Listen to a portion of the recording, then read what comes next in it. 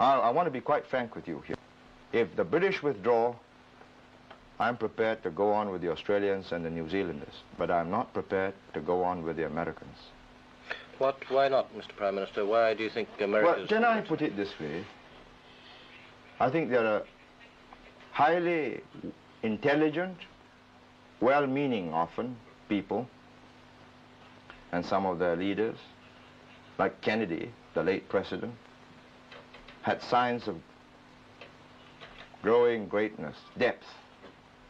But, you know, by and large, the administration lacks depth and judgment or wisdom, which comes out of an accumulation of knowledge of human beings and human situations over a long period of time. That's lacking. And it's not their fault. What have they got? 300-400 years of history, and they've become a nation just recently. You know, I'll tell you this. I've had only three experiences with the Americans. And they did not intend any harm in each one of them. But the tragedy was they did real harm. First, this is old stuff now.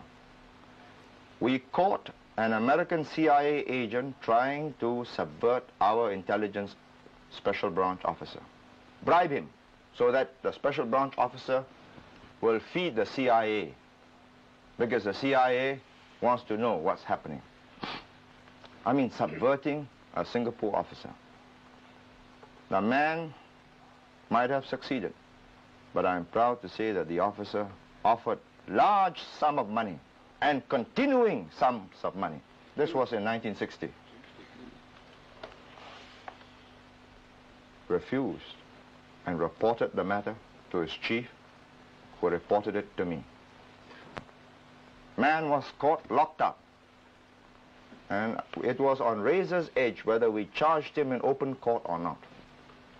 No, let me explain this. When I told the American government, all right, we keep quiet, you take this man away, $100 million to the Singapore government for economic development. You know? No, listen to me.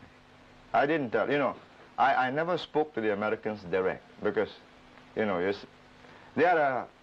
they lack the finesse, and, you know, they may say, yes, they give it to you. Why not? Why should the Singapore government just give to you, to me, which would have ruined me? But through an intermediary, they offered me and my party $10 million. I mean, the insult, you know. I told them, keep it.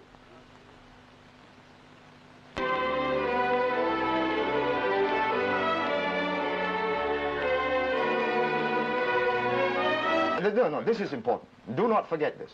And this is why I have not the slightest doubt that my two colleagues, Dr. To and Mr. Rajaratnam, go on this tour of Afro-Asia, which they'll do as soon as the local affairs are settled. I have not the slightest doubt that Afro-Asia will be with us. You see, unlike if Cuba with an American base, with American sovereignty, is independent and not a neo-colonialist stooge, then me, the people of Singapore, owners of the British bases. I mean, I could give you a notice, 24 hours notice, you have to quit. Or you're committing an act of aggression with very serious consequences. Oh, very true. Oh, yeah, surely. I think, Mr. Lee,